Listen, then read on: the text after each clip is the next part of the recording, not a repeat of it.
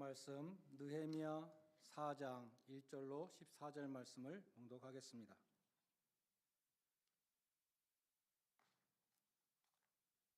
느헤미야 4장 1절로 14절 말씀 제가 봉독합니다. 산발랏이 우리가 성을 건축한다함을 듣고 크게 분노하여 유다 사람들을 비웃으며 자기 형제들과 사마리아 군대 앞에서 일러 말하되 이 미약한 유다 사람들이 하는 일이 무엇인가? 스스로 견고하게 하려는가? 제사를 드리려는가? 하루의 일을 마치려는가? 불탄 돌을 흙 무더기에서 다시 일으키려는가 하고 암몬 사람 도비아는 곁에 있다가 이르되 그들이 건축하는 돌 성벽은 여우가 올라가도 곧 무너지리라 하더라. 우리 하나님이여 들으시옵소서. 우리가 업신여김을 당하나이다.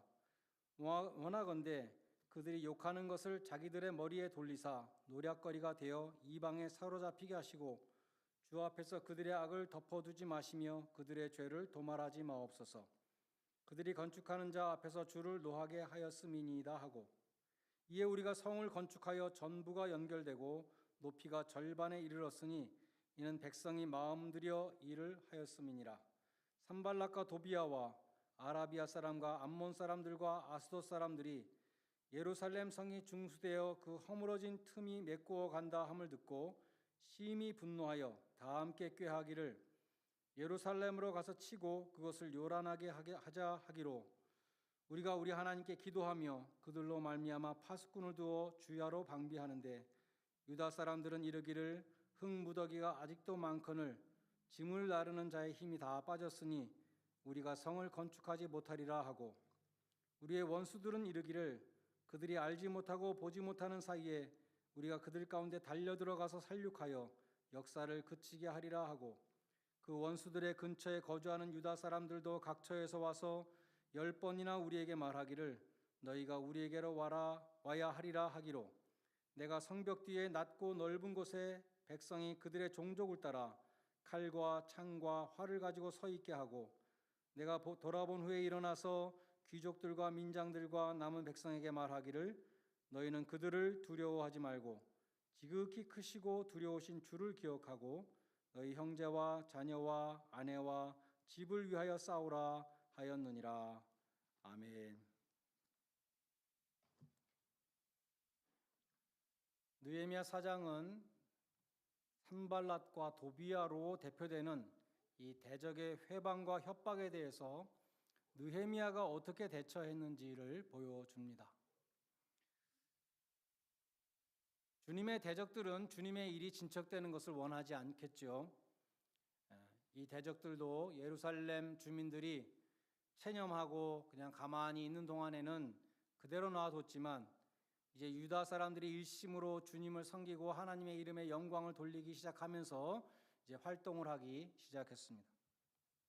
1절로 3절에는 산발랏과 도비아의 비웃는 내용이 나옵니다. 영국의 작가 토마스 카를라일은 비웃음은 마귀의 언어다라고 그렇게 말했습니다. 워렌 웨스비 목사님이 그들의 비웃음에 대해서 설명한 내용이 있었습니다. 첫 번째로 산발랏은 일꾼들을 미약한 유다 사람들이라 이렇게 부르면서 비웃었습니다. 미약하다는 것은 시들시들하고 불쌍하다는 뜻입니다. 그처럼 유다 사람들은 대적들의 눈에는 꺾여진 꽃처럼 시들어 보였지만 힘이 없어 보였지만 대적들은 그들의 위대한 영적인 자산을 미처 보지 못했습니다. 고린도전서 1장에 나오는 말씀처럼 하나님께서는 미약한 자들을 사용하셔서 강한 자들을 부끄럽게 하시고 구원의 사역을 이루시기를 기뻐하시는 분입니다. 산발랏은 세 가지 냉소적인 질문으로 성벽 건축을 비웃었습니다. 스스로 견고하게 하려는가? 이 질문은 그 자리에 있었던 사마리아 군대들로부터 큰 폭소를 불러일으켰을 것 같습니다. 이렇게 미약한 유다 사람들, 그 남은 자들이 견고한 성벽을 세워서 성을 대적으로부터 지킬 수 있겠는가? 그렇게 조소한 것입니다. 다음으로 제사를 드리려는가라는 질문은 아무리 기도하고 예배를 드려도 안 될 것이다 라는 뜻입니다. 하루의 일을 마치려는가? 유다 사람들이 자신들이 하는 일이 지금 얼마나 큰 일이고 힘든 일인지 지금 모르고 있는 것 같다라는 조소였습니다. 산발랏은 마지막으로 유다 사람들이 사용하던 재료를 비웃는 질문을 했습니다. 불탄 돌을 흙무더기에서 다시 일으키려는가? 흙무더기에서 취한 돌들이 이미 불에 탔기 때문에 그것으로 세운 성벽은 오래가지 못할 것이라는 그런 뜻이었습니다. 그러나 느헤미야 2장 13절에 보면 그 성문은 불에 탔지만 성벽은 불에 타지 않았죠. 그냥 무너지기만 했습니다. 그러니까 그 무너진 돌들 속에도 아직 쓸만한 돌들이 사실 많이 있었던 것입니다. 또 다른 대적 도비아가 있었는데 옆에서 이 사람은 장차 완성될 성벽을 비웃었습니다. 이들이 성벽을 지은다 해도 그것을 무너뜨리기 위해서 군대가 갈 필요가 없다. 그냥 여우 한 마리만 올라가도 그 성벽은 무너질 것이다. 이렇게 비웃었습니다. 그러한 산발랏과 도비아의 비웃음에도 불구하고 6절에 보면 성벽의 높이가 절반에 이르도록 이제 진척이 되었습니다. 그러자 대적들은 이제 실제적인 물리적인 폭력을 가하겠다고 협박하기 시작했습니다. 우리가 예루살렘을 가서 치고 사람들을 죽이고 그것을 요란하게 하자, 이렇게 8절에서 말합니다. 그러한 대적들의 비웃음과 협박에 기가 죽은 유다 사람들은 낙심했습니다. 10절에 보면 유다 사람들은 이르기를 흙더미는 아직도 많거늘 짐은 나르는 자의 힘이 다 빠졌으니 우리가 성을 건축하지 못하리라 했다고 기록되어 있습니다. 할 일은 많은데 힘은 없으니 못하겠다, 이런 말입니다. 낙심이 얼마나 마귀가 애용하는 무기인지 이런 예화가 있습니다. 어느 날 왕마귀가 부하 쫄개들을 모아놓고 인간을 공격하는 무기들을 전시해놓고 설명을 했습니다. 하나님의 백성을 넘어뜨리는 무기로 돈, 술, 마약, 미녀 등등이 전시되어 있었습니다. 근데 그 중에 가장 값이 비싼 가격표가 붙어있는 무기가 있었는데 도끼가 한 자루 있었습니다. 부하들이 마귀에게 물었습니다. 두목님, 이 도끼에는 왜 이렇게 비싼 가격표가 붙어 있습니까? 마귀가 대답하기를 가장 효과적인 무기이기 때문이다. 이 도끼는 소망의 줄을 끊는 낙심이라는 무기다. 이렇게 대답했다는 것입니다. 낙심은 사탄이 가장 기묘하게 사용하는 무기입니다. 민수기 13장에 보면 가데스 바네아에서 이스라엘 백성이 약속의 땅에 들어가지 못한 이유도 낙심이었습니다. 우리는 능히 올라가서 저 백성들을 치지 못하리라, 그들은 우리보다 강하니라, 이렇게 낙심했던 것이죠. 이들을 낙심시켰던 사람은 신앙이 없는 열정탐꾼이었습니다. 그들이 이스라엘 자손을 낙심시켰습니다. 그 결과 이스라엘 민족은 다음 세대가 약속의 땅을 정복할 준비가 될 때까지 40년 동안 광야를 방황하게 되었던 것입니다. 그처럼 사탄은 우리를 낙심시키는 자입니다. 반대로 하나님은 우리를 격려하시는 분입니다. 로마서 12장에 나오는 성령의 은사들을 보면 8절에 위로의 은사가 있습니다. 영어 성경들을 보면 encouragement이나 exhortation 이렇게 번역을 했습니다. 한국 교회에 이 권사라는 직분이 있습니다. 이 권사는 성경에는 없는데 감리교 창시자인 존 웨슬리가 권고, exhort하는 자라는 뜻으로 exhorter라는 그 직분을 만들었습니다. 그래서 한국말로 번역된 것이 권사입니다. 권사는 남자 여자 관계없이 남자도 될 수 있고 여자도 될 수 있는 평신도 설교자였습니다.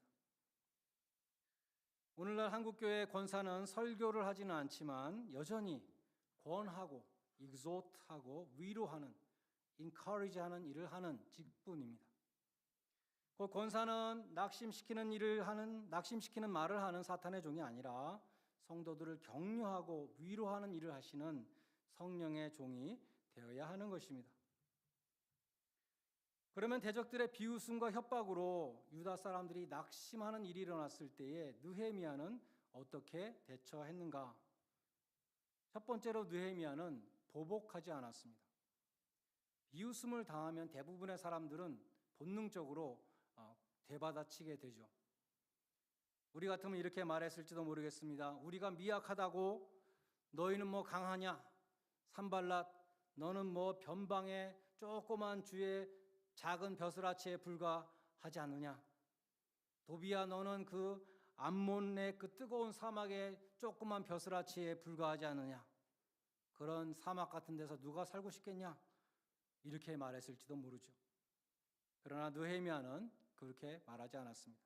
만약 그렇게 했더라면 느헤미야가 이 비웃는 자들과 똑같은 레벨로 내려가게 되었을 것입니다. 2018년 3월 달에 문단열 전도사님이 우리 교회 수요 예배 오셔서 말씀을 전해 주신 적이 있습니다. 벌써 6년이나 됐네요. 한국에서 영어 스타 강사로 잘 알려진 분인데 우리 교회 김선자 사모님의 아드님이십니다. 그때 하신 설교 내용 가운데 몇 가지가 기억에 아직도 남는데 특별히 말려들지 말라는 말씀이 기억에 남습니다. 평소에 전도사님이 이 페이스북에 신앙적인 글들을 이제 써서 올린다 그러세요. 어느 날 어떤 사람이 거기에 아주 냉소적인 악플을 달았습니다. 전도사님이 그걸 보고 곡해하지 마십시오 뭐 이렇게 답을 했죠. 이 사람은 절대로 양보하지 않고 아주 맘먹고 공격을 멈추지 않았습니다. 몇 번 말을 주고받다 보니까 그만 유치한 말싸움이 되고 말았다는 것입니다. 전도사님 지금 내가 뭘 하고 있지? 정신이 번쩍 나서 컴퓨터를 덮고 기도하셨다고 합니다. 그리고 말려들지 마라 그러한 명언을 남기셨습니다. 사람들이 하는 말이 우리를 아프게 할 수 있습니다. 그러나 우리가 속에 담아두고 독이 되도록 그렇게 하지 않는 한 그 말은 우리를 해칠 수 없습니다. 만약 우리가 대적의 말들을 곱씹으면서 시간을 보낸다면 우리는 사탄에게 우리를 더 가까이서 더 중심부에서 공격할 수 있는 그런 교두보를 제공하게 되는 것입니다. 둘째로 느헤미야는 기도했습니다. 주님 앞에 마음을 쏟았습니다. 그는 속이 상하다고 인정했습니다. 우리가 업신여김을 당하나이다. 느헤미야의 기도를 보면 시편의 저주 기도하고 유사합니다. 이 느헤미야의 기도는 다윗의 저주시처럼 하나님의 영광을 중요시하는 하나님의 종으로 기도하는 것입니다.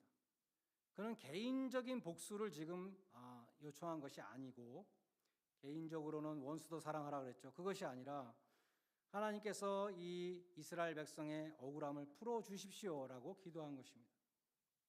산발락과 도비아가 유다 사람들을 대적한 것은 사실상 하나님을 대적한 것이었습니다. 셋째로 느헤미야는 일을 계속했습니다. 그는 대적들의 비웃음을 하나님께 맡겼으므로 더 이상 그런 것에 신경 쓰지 않고 하나님이 주신 사명에 매진할 수 있었습니다. 9절에 보면 그는 기도하면서 언제 적들이 쳐들어올지 모르므로 방비하는 일을 게을리하지 않았습니다. 13절에 보면 성둘레의 경계를 강화했습니다. 16절에 보면 백성들의 절반은 공사하는 사람들로 절반은 경계하는 사람들로 나누었습니다. 17절에 보면 일하는 자에게도 한 손에는 연장을 들었지만 한 손에는 무기를 들게 했습니다. 18절에 보면 나팔 부는 사람을 바로 옆에 두어서 비상시에 알람을 울리게 했습니다. 22절에 보면 밤에는 보초를 두어서 순찰하게 했습니다. 23절에 보면 밤중에도 옷을 벗지 않고 만일의 사태에 대비했습니다. 느헤미야는 기도하면서 성벽을 쌓으면서 또 대적의 침입에 대비하는 이 모든 일에 최선을 다했습니다. 기도하는 사람은 열심히 노력하는 사람입니다. 우리도 문제를 두고 기도할 때에 그 문제를 해결하기 위해서 현 상황에서 내가 할 수 있는 일에 최선을 다해야 합니다. 마지막으로 느헤미야는 백성들에게 두려워하지 말고 주의 도우심을 바라라 이렇게 권했습니다. 하나님을 두려워하면 대적을 두려워할 필요가 없습니다. 느헤미야의 마음은 크고 두려우신 주님을 기억하였고 하나님은 이 모든 문제를 충분히 해결하실 수 있는 크고 강하신 분이라는 것을 알았습니다. 우리도 마음에 두려움을 일으키는 그런 상황을 만날 때에 크신 하나님을 기억해야 합니다. 우리가 보는 것으로 행하고 문제를 통해서 하나님을 보게 되면 우리는 가데스 바네아의 이스라엘 백성들처럼 실패하게 될 것입니다. 그러나 하나님의 위대하심을 통해서 문제를 본다면 우리는 확신을 갖게 될 것이고 승리하게 될 것입니다. 그것이 골리앗을 맞은 다윗의 접근법이었습니다. 여호수아 1장 1절로 9절에 보면 마음을 강하게 하고 담대히 하라는 명령이 3번이나 나옵니다. 이 반복은 강조를 뜻하는 것이죠. 하나님이 여호수아에게 마음을 강하게 하고 담대히 하라 3번이나 말씀하셨다는 것은 여호수아가 지금 두려워하고 있었다는 반증입니다. 여호수아는 무엇을 두려워했을까요? 그가 두려워했던 이유들을 우리는 능히 짐작할 수 있습니다. 무엇보다도 여호수아는 큰 사명을 받았습니다. 신장이 거대하고 강력한 무기를 갖춘 7 부족과 또 그들의 견고한 성읍을 파하고 정복해야 되는 것이었습니다. 여러분이 만약 여호수아의 입장이었다면 그 막중한 사명 앞에 압도되지 않을 수 없을 것입니다. 또 여호수아는 큰 지도자 모세의 뒤를 잇게 되었습니다. 큰 사람의 후임이 된다는 것은 대단히 어려운 일입니다. 모세는 하나님의 능력으로 홍해를 가르고 반석에서 물을 내며 손을 들어 전쟁을 승리로 이끌었던 위대한 지도자였습니다. 근데 이제 모세가 죽고 네가 모세의 뒤를 이어라 하나님께서 말씀하셨습니다.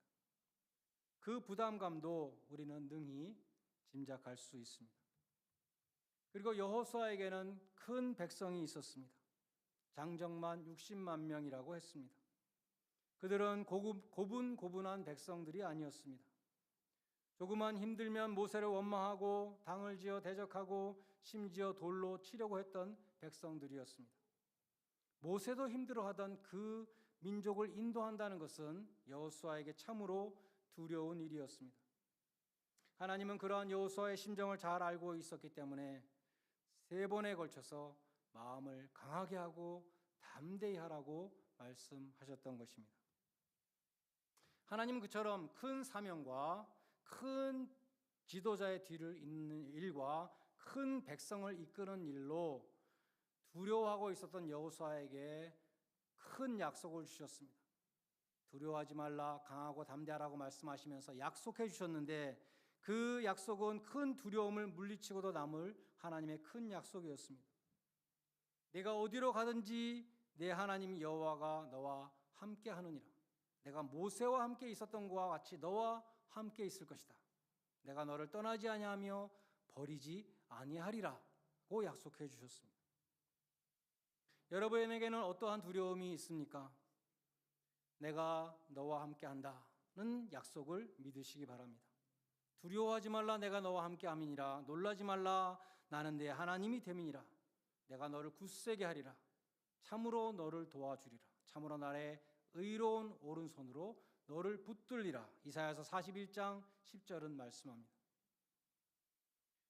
학업에 두려움이 있으십니까? 혹은 직장과 사업체에 두려움이 있으십니까? 가정과 자녀의 두려움이 있으십니까? 불투명한 미래에 두려움이 있으십니까? 어깨에 짐이 너무 무거우십니까? 너는 두려워 말라. 내가 너를 구속하였고 내가 너를 지명하여 불렀나니 너는 내 것이라. 네가 물 가운데로 지날 때에 내가 함께할 것이다. 불 가운데로 지날 때에 타지도 아니할 것이요 불꽃이 너를 사르지도 못하리니 대저 나는 여호와 내 하나님이요 이스라엘의 거룩한 자요 너의 구원자임이니라. 이사야서 43장 1절로 3절에 말씀했습니다. 내가 너와 함께 한다는 이 약속의 말씀을 붙잡으시기 바랍니다. 이 약속은 예수 그리스도의 피로 값주고 사신 하나님의 모든 자녀들에게 주신 약속입니다. 이 시간 한번 다 같이 따라해 볼 수 있기를 바랍니다. 두려워 말라. 두려워하시는 목소리 같은데 다시 한번 해보겠습니다. 두려워 말라. 예, 확신을 가지고 선포하십시다. 크신 주를 기억하라. 크신 주를 기억하라. 기도하시겠습니다. 하나님 아버지, 저희가 비웃는 자, 비난하는 자, 비판하는 자, 정죄하는 자, 낙심시키는 자로 마귀의 종이 되지 않게 해주시고 권고하고 위로하며 기도하며 맡은 본분에 충실하는 주의 종이 되게 하여 주시옵소서. 큰 문제 앞에 설 때에도 크신 주님을 기억하게 하시며 우리와 동행하시며 도우시는 주님의 손을 굳게 붙잡고 모든 두려움을 믿음으로 극복하고 승리하게 하여 주시옵소서. 예수님의 이름으로 기도드리옵나이다. 아멘. 585장 부르시면서 헌금하는 순서를 갖겠습니다.